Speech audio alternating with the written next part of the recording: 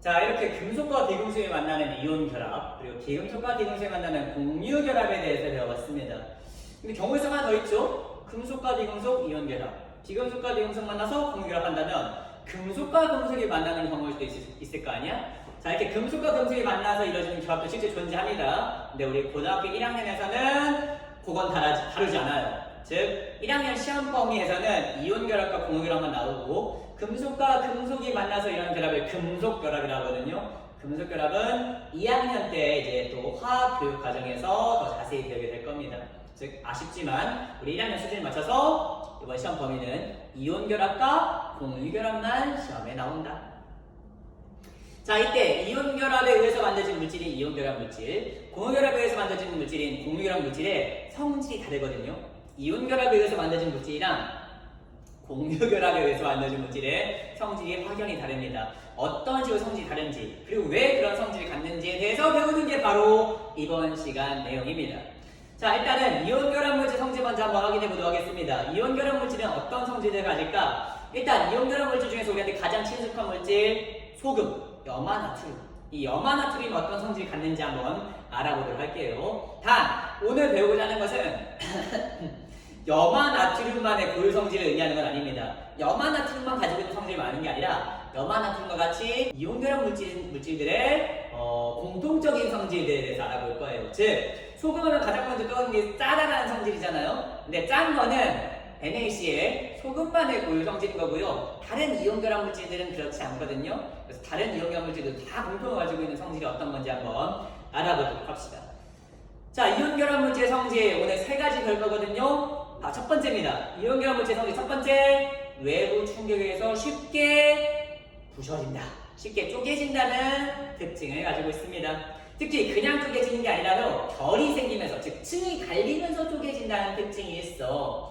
자, 순수한 철을 생각해 봅시다. 순수한 철을 망치로 때렸어. 깨지니? 쪼개지니? 그렇지 않아. 순수한 철은 망치에 때리면은 모양만 눌릴 뿐, 찌그러질 뿐 와사삭 깨지지는 않거든요. 그쵸? 철은 금속입니다. 이온 결합 물질이 아니죠. 하지만 소금 같은 이온 결합 물질들은 외부 충격에서 쉽게 쪼개진다는 특징을 가지고 있다는 거죠.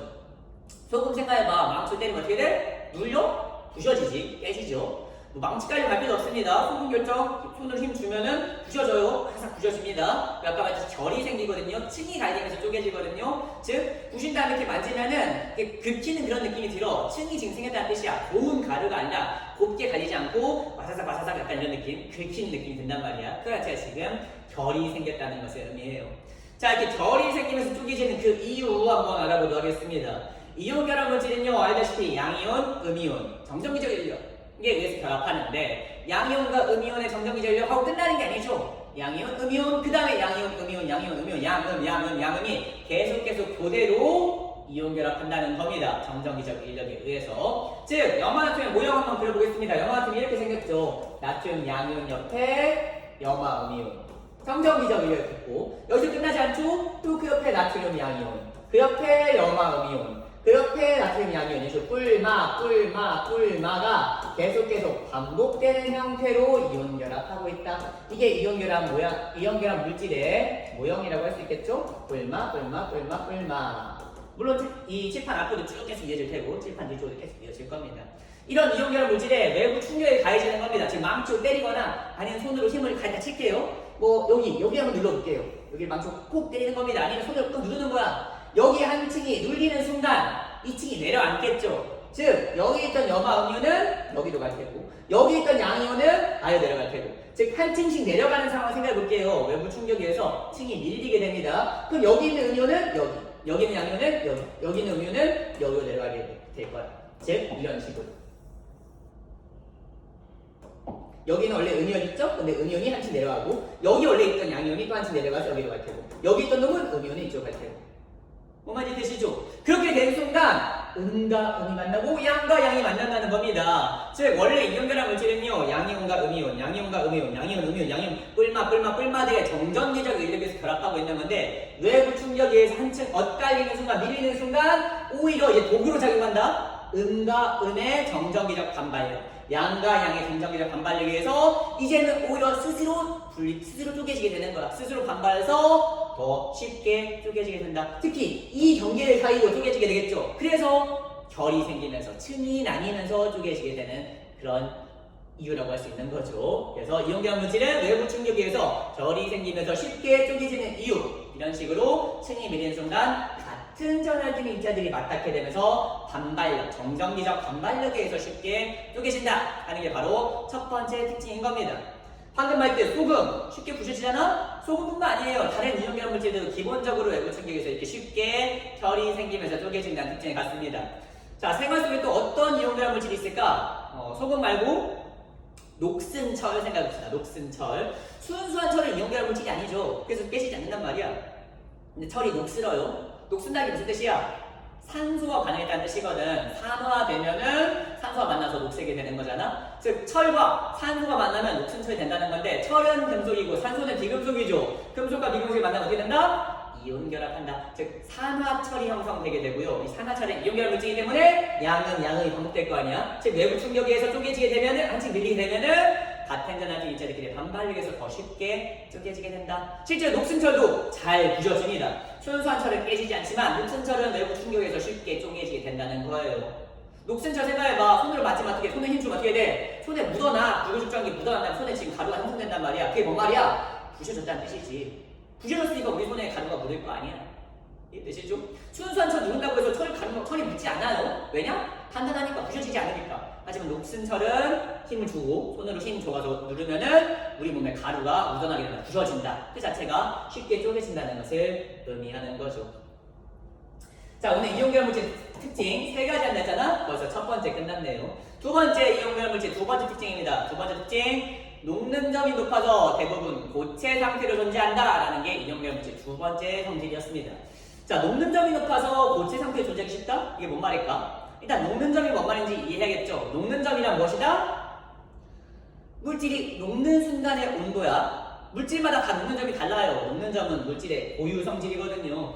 얼음 예시로 들어보겠습니다. 얼음의 경우에 녹는 점이 0도야. 즉 0도씨가 높아지는 순간 녹는다는 뜻이거든요. 마이너스 1도씨에서 녹지 않아요. 하지만 0도씨가 되면 이제 흐물흐물 녹게 되고, 1도씨, 2도씨 되면 당연히 녹아서 액체 상태로 존재하게 되겠죠. 이처럼 그 물질이 녹는 그 순간의 온도를 녹는 점이라고 하는데요. 단 사실 녹는 점은 압력에 따라 달라지긴 합니다. 즉 얼음의 녹음심이 0도라는 것은 우리가 살고 있는 지금 이 환경, 상압, 1기압에서의 녹는 점이 0도라는 거지, 압력이 달라지면은 녹는 점도 달라지긴 해요. 그건 우리 3학년 내용이어서요. 오늘은 자세히 다루지 않을 거고요. 자, 어쨌든 간에 녹는 점은 물질마다의 고유 성질로서 얼음의 녹는 점은 0도씨, 즉 0도씨가 되는 녹는다. 마이너스 1도씨에서는 안 녹아. 고체 상태가 딱딱해. 냉동실에 넣잖아요. 냉동실에 얼음 넣으면은 안 녹아. 왜냐면 냉동실의 온도는 보통 마이너스 10도씨, 마이너스 20도씨 뭐 그쯤 된단 말이야. 그러니까 영하 온도니까 0도씨가 낮으니까 안 온다는 거죠. 근데 냉동실에서 얼음을 꺼냈다? 여기 넣으면 어떻게 되겠어? 여기 온도는 영상이죠. 0도가 좀 높은 온도인 거죠. 보통 이제 상온이 20도씨니까 당연히 0도씨로 높아서 녹게 될 겁니다.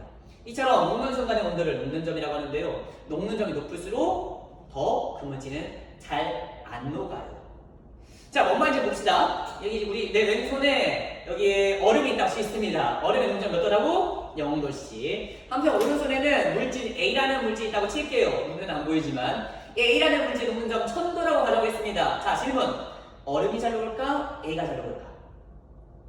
얼음이 훨씬 잘 녹죠. 왜냐? 얼음은 0도씨만 돼도 녹거든. 하지만 A는 어때? 1000도씨가 돼야 녹는 물질인 거예요. 즉 900도씨에도 안 녹습니다. 999도씨에도 안 녹아, 이 물질은. 얘는 1000도씨가 되어야 비로소 녹을 수 있어. 즉 녹는 점이 높으면 높을수록 그 물질은 잘 안 녹는 물질이다 라고 정리할 수 있겠네. 실제 A가 지금 얼음보다 더 안 녹는 물질인 거니까 녹는 점 높으면 높을수록 그 물질은 안 녹고, 안 녹는다는 것은 고체로 존재하기 쉽다는 것을 의미합니다.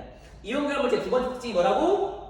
녹는 점이 높아서 보통 고체 상태로 존재한다. 이제 이 문장이 뭔 말인지 이해되시죠? 녹는 점이 높으면 높을수록 그 물질은 안 녹고, 안 녹는다는 것은 고체로 존재하기 쉽다는 것을 의미하기 때문에.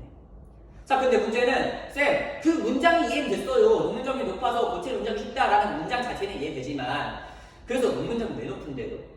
이온결합 물질 녹는 점이 왜 높은 걸까요? 그 이유를 알아야 될 거 아니야. 그 이유에서 들어가도록 하겠습니다. 왜 이온결합 물질 녹는 점이 높은 걸까? 자, 녹는 점의 높고 낮음을 이해하기 위해서는 녹는다는 현상 자체를 이해할 수 있어야 돼. 녹는다는 그 현상 자체를 이해 못하면은 당연히 녹는 점이 높은지 낮은지 그런 거에 대해서 이해할 수 없는 거죠. 자, 녹는 점 아까 말했듯이 녹는 순간 녹는데 녹는다는 개념은 뭘까? 녹는다는 것은 상태가 변하는 거야. 어떻게? 고체 상태에서 액체 상태로 변하는 거. 고체가 액체로 되는 것을 우리는 녹는다고 하죠. 전문 용어로 우리 초등학교 때 배웠던 용어로서는 고체 액체되는 걸 융해라고 해요. 융해. 근데 우리 고등학교에서는 융해라는 표현보다는 용융이라는 말을 더 많이 씁니다. 용융. 그러니까 융해랑 용융이랑 똑같은 말이야. 그리고 이게 곧 녹는다는 걸 의미하는 거죠. 융해는 용융은 녹는다라고 보시면 돼요. 고등학교에서는 용융이라는 용어 좀 더 많이 씁니다. 자, 이 용융, 녹는다는 현상을 이해하려면요, 아까 마치 고체 상태에서 액체 상태로 변하는 그 현상에 대한 이해가 필요하거든요. 자, 고체 상태의 정의가 뭘까? 딱딱한 거요, 액체 흐르는 거요, 이렇게 정의하시면 안 됩니다. 뭐 틀린 건 아니긴 하지만 우리 화학적인 정의로서는 그렇게 표현하면 안 되고, 이시적인 이 작은 세계의 관점에서 보자면 고체 상태란 모든 물질은 아주 작은 입자들로 이루어져 있죠. 원자, 분자, 이온 등등 매우 작은 입자들로 이루어졌습니다. 근데 그 입자들이 서로 굉장히 가까이에 있고 또 규칙적인 배열하고 있는 이러한 상태를 우리는 고체 상태라고 정의해요. 예시를 들자면 이런 모습으로. 자, 입자입니다. 이게 원자든 분자든 뭐 이온이든 입자가 있어. 그 입자들이 이렇게 질서정연하게 이렇게 규칙적으로 서로 가까이서 이렇게 배열되어 있으면 그게 바로 고체 상태라고. 어때? 규칙적이니? 규칙적이지. 내가 어디다 그릴지 여러분들 예상이 되잖아요. 내가 어디다 그릴 것 같아 다음에? 여기다 그릴 거야. 여기다 그릴 거야. 지금 예상이 되죠? 그 자체가 지금 규칙적이라는 뜻인 겁니다. 이렇게 입자들이 규칙적으로 배열되는 상태 뭐라고 한다? 고체 상태라고 한다. 반면 액체 상태는 뭐야? 이 입자들의 규칙성이 떨어지는 거야. 이 규칙성이 조금 풀리고 얘들이 이제 움직일 수 있게 됩니다. 얘가 이제 이쪽으로 가기도 하고 이쪽으로 가기도 하고 이제 조금 더 자유롭게 움직일 수 있는 그런 상태를 액체 상태라고 한다. 액체가 되면서 기본적으로 거리가 좀 더 멀어지고요. 또 제법 자유롭게 움직이게 됩니다. 기체 상태는 뭐겠어? 완전 이제 난리지. 얘들이 완전 무질서하게 돌아다니면서 거리도 굉장히 멀리 떨어지는 그런 상태를 기체 상태라고 한다. 우리 초등학교 교과서에서 나와 있죠. 여러분들 수업 시간에 자리에 질서정연하게 앉아있는 그 상태가 고체 상태다. 쉬는 시간에 이제 좀 자유롭게 돌아다니는 그 상태가 액체 상태다. 이제 학교에서 학원도 가고 뭐 집도 가고 막 자유롭게 돌아다니잖아요. 그 상태가 바로 기체 상태다라고 우리 초등학교 교과서에 예시가 나와 있는데, 물론 비유죠. 비유적인 표현이긴 한데 꽤나 적절한 비유라고 볼 수 있겠습니다. 물질에 있는 입자들의 상태에 따라서 어떻게 배열되느냐에 따라서 고체, 액체, 기체가 정해진다는 겁니다. 자, 이처럼 고체들은요 이렇게 질서정연하게 입자들이 배열되어 있는데요. 여기서 핵심 질문입니다. 고체 입자들이 이렇게 질서정연하게 배열될 수 있었던 그 이유는 무엇일까요? 누가 시킨 걸까? 자, 이렇게 좌우로 나란히 질서정연하게 배열해! 라고 신이 시켰어? 어떻게 이렇게 질서정연하게 있을 수 있었던 걸까? 그 이유는요, 이 입자와 입자 간의 인력이 적용하기 때문입니다. 이 입자가 서로 당기고 있기 때문이야. 이 입자가 당기는 그 이유는 물질마다 달라. 어떤 물질은 뭐 어떤 힘, 정정기적 인력 때문에 당길 수도 있는 거고, 어떤 입자는 뭐 다른 여러 가지 힘들이 있어요. 근데 그 힘에 대해서는 우리 1학년에 배우지 않고요. 나중에 3학년 때 더 자세히 배울 겁니다. 근데 어쨌든 입자와 입자들은 서로 좋아하고 서로 간에 당기는 힘, 인력이 작용합니다. 이 입자와 입자가 서로를 당기고 있고요. 또 이 입자와 입자도 서로 당기고, 얘와 얘도 당기고, 얘와 얘도 당기고, 서로를 구속하고 있단 말이야. 서로를 제한하고 있어. 서로가 못 움직이게. 얘가 어디 가려고 하잖아? 그 옆에 있는 놈이, 야, 어디가 내 옆에 있어? 하고 잡아. 또 옆에 있는 애가 잡고 계속 손잡고 서로 간의 인력에 의해서 서로를 구속하고 있는 겁니다. 못 움직이게. 야, 어디가? 그래서 잡고 잡아서 이렇게 서로서 가까이서 규칙적인 배열하고 있는 이러한 상태가 뭐다? 바로 고체 상태의 정의인 겁니다. 다시 한 번 더. 고체 상태는 입자들의 거리가 가깝고 규칙적인 배열하고 있는 상태를 고체 상태라고 한다. 근데 이렇게 규칙적으로 가까이서 이렇게 배열될 수 있는 그 근본적인 이유? 입자와 입자 간의 인력이 작용하기 때문이다. 서로 간에 당기는 힘 때문에 이렇게 규칙적으로 배열될 수 있는 거야. 만약에 이 인력이 없다고 쳐볼게. 이 인력이 없으면 어떻게 될까? 서로 당기지 않으니까 굳이 여기 있을 이유가 없어. 이제 자유롭게 움직이는 거야. 움직이는 과정에서 액체가 되기도 하고 더 자유롭게 되면은 기체가 될 수 있는 거죠. 여기까지 이해되셨죠? 자, 이 얘기가 왜 나왔습니까? 지금 녹는 점 얘기하다 여기까지 나왔지? 즉 고체에서 액체로 변하는 그 원리에 대한 이해를 하려고 지금 얘기를 하는 거였거든요. 자, 다시 갑니다. 고체로 있을 수 있는 이유는 입자와 입자 간의 인력 때문이다. 근데 인력이 끊어지게 되면은 이 인력이 부서져서 자유롭게 움직이게 되고, 자유롭게 움직이게 되면은 액체 또는 기체가 된다는 거죠. 자, 그럼 우리의 주인공으로 돌아가 볼게요. 우리의 주인공 뭐야? 이온 결합 물질. 이온 결합 물질은 녹는점이 높아서 보통 고체로 존재한다. 왜? 왜 이온 결합 물질은 녹는점이 높은 거죠? 녹는점이 높다는 것은 녹이기 어렵다는 뜻이야. 녹이기 어렵다는 뜻은 이 인력이 굉장히 강하다는 뜻이기도 하죠. 얘와 얘가 당기능이 강하면은 그 인력을 부시기가 어렵잖아. 자, 이 인력을 부셔내려면 어떻게 될까? 그게 바로 열이야, 열. 열을 가해주면 어떻게 돼? 그 열 에너지에 의해서 이 인력을 끊어낼 수 있고요. 이 인력이 끊어지면은 자유롭게 움직이면서 액체가 되는 거죠. 그게 바로 녹는 현상의 근본적인 미시적인 화학적인 이유인 겁니다. 즉, 고체들은 입자와 입자 간의 인력에 의해서 서로서로 가까이서 구속되고 서로서로 규칙적인 배열을 이루게 된다. 이 상태에서 그 인력을 끊어내게 되면은 자유롭게 움직이면서 액체가 될 수 있다는 거고요. 그게 바로 용융, 녹는 현상의 화학적인 원리다 라고 말할 수 있는 거죠. 따라서 이 인력을 끊어내기 쉬우면 쉬울수록 더 액체가 되기 쉽다는 뜻이기도 해. 반대로 이 인력이 강하면 강할수록 끊어내기 어렵죠. 끊어내기 어렵다는 것은 녹이기 어렵죠. 녹이기 어렵다는 것은 녹는 점이 높다는 것을 의미한다. 더 많은 열 에너지가 필요해. 더 많은 열을 가해야지 겨우겨우 이 인력을 끊어내고 액체가 될 수 있다는 뜻이거든요. 그럼 우리 주인공인 이온 결합 물질은 녹는 점이 높죠. 그래서 잘 안 녹고 고체로 존재하기 쉽죠. 그 이유가 뭐야? 이온 결합 물질은 인력이 강하기 때문이야. 자, 이온 결합 물질은 어떤 인력에 의해서 서로서로 붙잡고 있을까? 정전기적 인력인 거죠. 우리 계속해서 하는 얘기인데 이온 결합 물질 어떻게 생겼어? 양이온과 음이온 간의 정전기적 인력에 달라붙어 있다. 또 음이온과 양이온의 정전기적 인력, 양음의 정전기적 인력에서 달라붙어 있단 말입니다. 근데 이 정전기적 인력이 어때? 굉장히 강한 힘이야. 양과 음이 끌어당기는 건 너무너무 자연에 있어서 가장 기본적인 힘이거든요. 이런 걸 정전기적이라고 하는데 이 정전기적 인력은 굉장히 강한 힘이다. 그래서 이 강한 힘을 끊어내려면 어떻게 해야 돼? 많은 열 에너지가 필요하고 그렇기 때문에 높은 온도가 필요하고 따라서 녹는 점이 높은 겁니다. 그래서 이온 결합 물질은 잘 안 녹아요. 굉장히 높은 온도가 필요합니다. 소금의 녹는 점 쌤이 정확히는 모르겠는데 아마 내 기억에는 800에서 900도씨쯤 그 정도는 됩니다. 즉 소금 녹이려면 900도씨까지 올려야 한다는 뜻이야. 기본적으로 100도씨, 200도씨에서 소금 안 녹아. 엄청 높은 온도가 필요해. 왜? 소금은 이온 결합 물질로서 정전기적 인력에 의해서 입자들이 서로서로를 인력을 당기고 있다. 그 인력을 끊어내려면 굉장히 많은 에너지가 필요하고 그래서 높은 온도인 800에서 900도씨까지 가열해야지 겨우겨우 녹을 수 있다는 거죠. 이처럼 이온 결합 물질은 굉장히 녹는점이 높아서 보통 고체 상태로 존재합니다. 자, 소금이야말로 뭐할 것도 없이 상온에서 고체 상태로 존재하고요. 아까 말했던 녹슨철이라든지 여러분이 친숙하진 않겠지만 뭐 산화, 마그네슘, 염화, 칼슘 등등 대부분의 이온 결합 물질은 녹는 점이 굉장히 높고 따라서 상온에서 고체 상태로 존재하고 있습니다. 자, 이게 바로 두 번째 이온 결합 물질의 성질이었고요. 자, 이제 마지막 세 번째 이온 결합 물질의 성질입니다. 사실 세 번째가 제일 중요해요. 1, 2번도 뭐 중요하긴 한데 세 번째 성질 시험에 무지 잘 나오거든요. 자, 세 번째 성질 이온 결합 물질의 전기 전도성입니다. 전기 전도성, 즉 전기가 흐를 수 있는지의 여부. 자, 전기가 흐를 수 있는지의 여부인 전기 전도성을 확인하는 방법은요. 지금 쌤이 알려줄 건데 두 가지 조건에 만족하면은 그 물질은 전기 전도성이 있는 거야. 두 가지 조건. 두 가지 조건 중에서 하나도 만족 못하잖아. 그 물질은 전기 흐르지 못합니다. 자, 다시 한 번 더 쌤이 지금 알려줄 두 가지 조건에 만족하면은 그 물질은 전기 전도성이 있다. 자, 그럼 어떤 조건입니까? 첫 번째, 그 물질 안에 전하를 띠는 입자가 존재해야 돼. 전하라는 것은 플러스 전하, 마이너스 전하, 그 전기적인 지식거리는 그 성질을 얘기하는 거잖아요. 어떤 물질 안에 전하를 띠는 입자가 없잖아? 그럼 그 물질은 전기가 흐를 수 없어. 반드시 전하를 띠는 입자가 그 안에 들어있어야 된다. 두 번째, 전하를 띠는 입자가 있다고 해서 무조건 전기를 흐르는 거 아니야. 즉 첫 번째 조건도 만족해야 되고요. 지금 말할 두 번째 조건도 반드시 만족해야 됩니다. 두 번째 조건, 방금 말했던 그 전하를 띠는 입자들이 특정 방향으로 질서정연하게 움직일 수 있어야 돼. 좀 더 구체적으로 말해서요. 전하는 두 종류가 있죠. 플러스 전하, 마이너스 전하. 이때 플러스 양전하를 띠는 입자는 어디로 가고 싶어 할까? 음극으로 가고 싶어 해. 이 양전하를 띠는 입자들이 음극으로 질서정연하게 가잖아? 그럼 전기가 되는 거야. 반대로 음전하를 띠는 입자는 어디로 가고 싶겠어?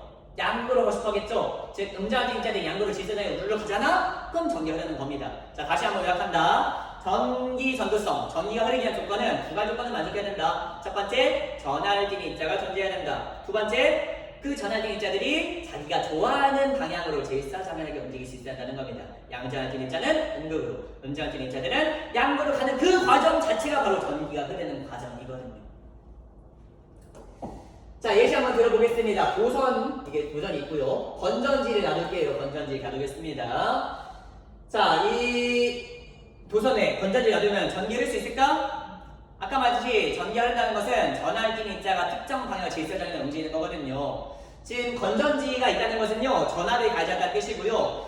이 건전지에서 전자가 튀어나와요. 그 전자가 질서정하게 움직이는 방향에서 전기가 흐르게 되는 거거든요. 자, 건전지에서 이 짧은 이 기호, 이 짧은 부분을 음극이라고 합니다. 반면 긴 곳은 양극이에요.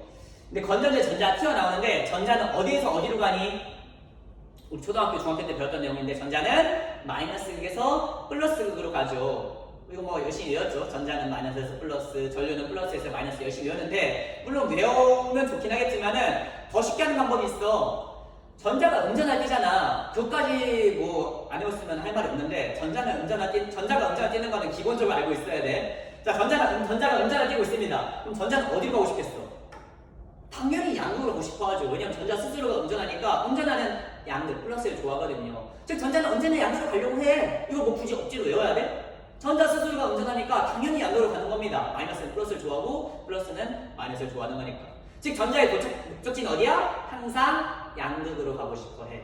그러니까 전자는 마이너스에서 플러스로 가는 거야. 시작 지점이 마이너스고 마지막 자기가 원하는 끝 지점이 플러스다 라고 생각하면 좀 더 외우기 쉽겠지? 전자는 언제나 마이너스에서 플러스로 간다. 그래서 건전지 싸움 전자도 마찬가지야. 건전지도 여기 짧은 곳 전자 마이너스 극에서 전자가 튀어나와. 이 전자가 도선 타고 가서 양극에 들어가는 그 순간이 바로 전기가 흐르는 과정이라고요. 즉 이 도선에다가 전구를 연결했어. 그럼 어떻게 돼? 전자가 음극에서 튀어나와가지고 룰루랄라 도선 타고 움직이면서 양극을 가는 과정에서 전구 빛이 반짝하고 빛나게 되겠죠. 왜냐하면 전기가 흐르게 된 거니까요. 이처럼 음극에서 양극으로 전자가 이동하는 과정에 전기가 흐르게 되는 거거든요. 자, 여기까지 이해되셨죠? 근데 이렇게 전선이 반듯하게 있으면요, 전자 가는 게 누구도 방해하지 않잖아. 그래서 전구 빛날 텐데 이 전선에 구멍을 뚫겠습니다. 자르겠습니다. 전선 잘라버렸어. 그럼 전기 흐를 수 있을까? 즉 이런 상황. 건전지 여기 놔두고 전구 꽂았어. 이러면 전기 흐를 수 없지. 왜냐? 전자가 이 음극에서 튀어나와서 전자가 이렇게 가야 되는데 여기서 지금 길 막혔잖아. 한 바퀴 못 돌기 때문에 전기가 흐를 수 없는 거야. 여기까지 따라오셨죠? 자, 이때 이 빈 공간에다가 뭔가를 놔두겠습니다. 오늘 주인공 이온 결합 물질 소금 결정을 여기다가 놔두고요. 소금. 이 소금을 이렇게 집게로 꽂겠습니다. 집게를 꽂았어. 즉 이제 전선이 일단 연결된 거긴 하죠. 이 상황에서 전자가 음극에서 튀어나와서 이렇게 움직일 겁니다. 가는 과정에서 소금이 만약 전기전도성이 있으면 전자가 통과해서 한 바퀴 돌고 전구에서 빛이 나서 전기가 통할 테고요. 반대로 소금에서 턱 당해. 못 지나가. 전자를 탔는데 이 소금에서 못 지나갑니다. 갈 수 없습니다. 하면은 전자가 못 돌아가기 때문에 전구에서 빛이 나지 않을 테고 전기가 통하지 않는다고 말할 수 있겠죠. 즉 소금의 전기전도성 유무에 따라서 이 전구에서 빛이 날 수도 있고 빛이 안 날 수도 있다는 겁니다. 자, 과연 고체 상태의 소금 전기에 통할 수 있을까? 전기가 통하는지 전기 전도성이 있는지 확인하는 방법 아까 얘기했었죠. 두 가지 조건을 확인하면 된다고. 첫 번째 조건, 전하를 띠는 입자가 존재해야 된다. 소금 안에 전하를 띠는 입자가 있을까? 있어. 소금 그려볼게. 소금은 양이온, 음이온, 양이온, 음이온, 염화 나트륨 양이온, 염화 음이온, 나트륨 양이온, 염화 음이온이 교대에 그릴 때 반복되어 있는 모습이잖아. 이거 몇 번을 그리니? 양, 양. 지금 이게 소금인데요. 얘가 소금이잖아요. 이 소금 안에 첫 번째 조건, 전하를 띠는 입자 있습니까? 있지. 아니 있지가 아니라 다 전하를 띠는 입자잖아. 양이온, 음이온 전부 다 전하를 띠는 입자란 말이야. 그렇기 때문에 전하를 띠는 입자가 있습니다. 첫 번째 조건 만족했어요. 두 번째 조건, 이 전하를 띠는 입자들이 질서정연하게 자기들이 가고 싶은 전극 위치로 갈 수 있을까? 즉 전압을 가하는 순간 음극과 양극이 생기는 거거든요. 이 짧은 곳이 음극이고 긴 곳이 양극인 거잖아. 이 전압이 가진 순간 음극과 양극이 생긴 겁니다. 그럼 이 이온들도 그걸 인지하게 돼요. 음극이다. 양극 생겼다. 라는 걸 인지한다는 뜻이야. 그 순간 여기 있는 양이온들은 어디로 가고 싶겠어? 음극으로 가고 싶어 해. 음이온들은 어디로 가고 싶겠어? 양극으로 가고 싶어 해. 그런데 갈 수 있을까? 양이온의 음극으로 가고 싶은데요. 갈 수 없습니다. 왜? 고체 상태니까. 고체 상태 정의가 뭔데? 입자와 입자 간의 인력에 의해서 서로서로를 구속하고 있는 상태란 말이야. 서로서로 당기고 있어. 양이온과 음이온이 서로 붙어있단 말이야. 못 가게 잡고 있어. 야, 너 어디가? 내 옆에 있어. 내 옆에 있어. 나가라 잡고 있는 그게 바로 고체 상태잖아. 즉 양이온은 음극으로 가고 싶어 하는데요. 옆에 사방팔방에 있는 음이온들이 야 어디가 나랑 붙어있어. 너도 나 좋잖아. 그쵸? 플러스 마이너스 서로 사랑하니까요. 즉 음이온들이 정전기적으로 당기고 있기 때문에 이동할 수가 없는 상태야. 자유롭게 못 움직여. 그냥 제자리에서 진동만 하고 있는 상태라는 거죠. 그래서 얘는 움직일 수 없기 때문에 일단은 이동 못하고요. 마찬가지로 음이온도 마찬가지입니다. 음이온도 양쪽으로 가고 싶죠. 하지만 이동 못해. 왜? 사방팔방에 지금 양이온들이 얘를 붙잡고 있잖아. 너 어디가? 내 옆에 붙어있어. 내 옆에 붙어있어. 서로서로 구속하고 있는 상태란 말이야. 즉 고체 상태의 소금은 전기전도성이 없다. 왜냐? 터널끼리 일단 존재하지만 고체에서는 입자들이 자유롭게 이동할 수 없기 때문에. 실제로 소금을 그 전선 연결하잖아요. 전구 빛 안 납니다. 소금은 전기성이 없거든요. 자, 여기서 핵심은 고체 상태이기 때문에 지금 전기 안 통하는 거거든요. 고체이기 때문에 움직일 수 없어서. 그러면은 이 소금을 가열해서 액체로 만들어 보겠습니다. 소금 가열할게. 소금 가열하면 액체로 변하니? 100도, 200도는 안 변해. 왜? 소금은 이온 결합을 찌려서 녹는 점이 높거든. 아까 말했듯이 약 800에서 900도씨까지 가열해야지 녹을 수 있어요. 900도씨로 만들겠습니다. 900도씨까지 가열하면 소금 이제 드디어 흐물흐물 녹겠죠? 자, 이렇게 소금을 녹였습니다. 이 녹인 소금을 우리 뭐라고 한다? 용융소금이라고 해. 용융소금. 아까 말했듯이 용융이 고체 상태에서 액체는 녹는 것을 용융이라고 하잖아. 그래서 용융소금이 되는 겁니다. 보시면 될 게 있어. 여러분들 소금물 아시죠? 소금물이랑 용융소금은 다른 개념입니다. 소금물은 뭐야? 가열해서 녹인 게 아니야. 걔는 물에다 그냥 탄 거야. 뭐 800도씨까지 갈 필요 없잖아. 그냥 물에다가 소금 타면 소금물 돼요. 이해되시죠? 소금물이랑 지금 쌤이 말하는 가열해서 녹인 용융소금은 다른 개념이야. 용융소금은 NaCl밖에 없어. 다른 게 없어. 근데 소금물은 NaCl이랑 H2O도 같이 있는 상태인 거죠. 어떤 차이가 있는지 이해되시죠? 자, 이번에 하고 싶은 용융소금인 겁니다. 얘를 가열해서 그냥 소금 자체를 액체로 만든 거죠. 자, 액체 소금 만들었습니다. 비커에다가 용융소금을 집어넣을게요. 용융소금. 액체 상태의 소금인 거죠. 자, 이 용융소금은 과연 전기전도성이 있을까? 전선 연결하고 건전지 달고 전구 꽂아 놓겠습니다. 그럼 전자가 음극에서 튀어나와서 한 바퀴 쓱 돌게 되면 전기 흐를 수 있는 것, 전기 흐르면서 빛날 수 있는 거죠. 과연 전자가 돌 수 있을까? 이 용융소금이 컷 하면은 못 가는 거고요. 통과하세요 하면 전기 흐를 수 있는 거야. 전기전도성이 있기 위한 조건 첫 번째, 이 안에 전하율이 존재합니까? 존재하죠. Na 플러스, Cl 마이너스, 양이온, 음이온들이 이 안에 드글드글 있단 말이야. 즉 전하율 입자는 존재해. 첫 번째 조건 만들겠습니다. 두 번째 조건, 그 입자들이 특정 방향으로 질서정량 움직일 수 있을까? 즉 건전지를 다는 순간 전압이 가해지는 거고요. 음극과 양극이 형성된 겁니다. 여기 이 짧은 곳, 여기 짧은 곳이 음극, 여기가 음극을 의미하는 거고요. 이 긴 곳이 지금 양극을 의미하는 거야. 자, 음극과 양극이 형성됐어. 그럼 이 안에 있는 양이온과 음이온들이 음극이다, 양극이다를 인지하게 되는 거죠. 즉 여기 있는 양이온들은 전부 다 음극으로 가고 싶어 하는 거고, 여기 있는 음이온들은 전부 다 양극으로 가고 싶어 할 거야. 갈 수 있을까? 갈 수 있죠. 아까 고체 상태는 움직일 수 없었잖아. 왜냐하면 서로서로를 구속하고 있으니까. 정전기적 인력에 의해서 당기고 있기 때문에 움직일 수 없었어. 하지만 용융소금 어때? 지금 정전기적 인력을 끌어냈죠. 가열해서. 그래서 양이온과 음이온이 제법 자유롭게 움직일 수 있는 상태야. 그 상태에서 전압이 가해지면은 여기 있는 양이온들이 전부 다 음극으로 가고 싶어 합니다. 그리고 실제로 가요. 여기 있는 나트륨 양이온들이 전부 다 나 음극으로 갈래 해서, 여기가 음극이잖아. 여기 질서정량에 가게 됩니다. 반대로 음이온들은 어디로 가? 난 양극으로 갈래 해서 모든 염화 음이온들이 다 양극으로 이동하게 돼. 그렇게 질서정량이 가는 과정 속에서 이 전자를 태워주고 전자가 이렇게 한 바퀴 돌 수 있게 되는 거야.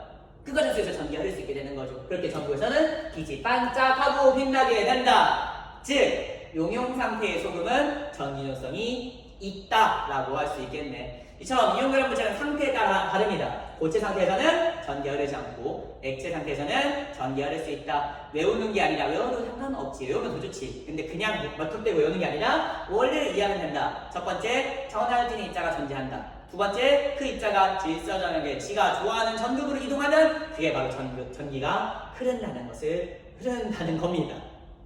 용융소금은 입자들이 양이온과 음이온이 질서정량에 질이 좋아하는 곳으로 갈 수가 있죠. 그래서 전기가 흐를 수 있다. 자, 근데 경우의 수가 하나 더 있습니다. 고체 상태랑 지금 용융 상태잖아요. 이번 세 번째, 수용액 상태입니다.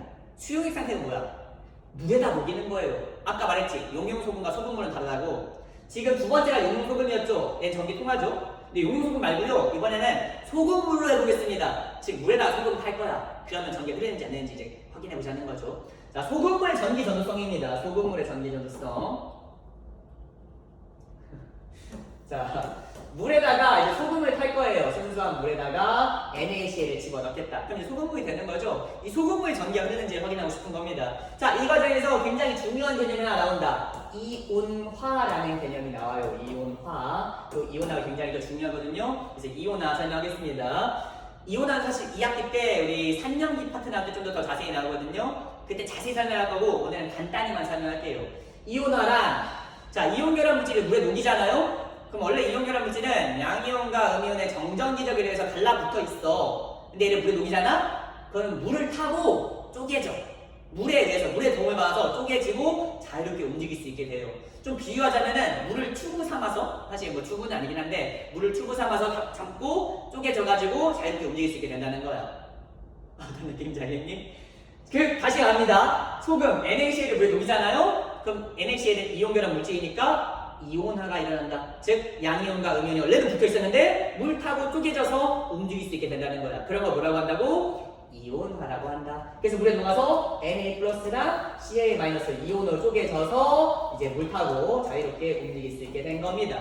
이 상태에서 전극을 연결하겠습니다. 건전지 연결하고 전압 가해주고 전구 연결. 핀 날까? 첫 번째 조건, 이 안에 전압이 진짜 존재합니까? 존재한다. 두 번째, 자유롭게 움직일 수 있습니까? 있지. 물 타고 움직일 수 있잖아. 그게 바로 이온하잖아. 그렇기 때문에 전압이 연결되는 순간 모든 양이온은 음극으로 가려고 할 테고요. 모든 음이온은 양극으로 이동하게 되면서 전기가 흐르게 된다. 결론적으로 소금물은 전기 전도성이 있다.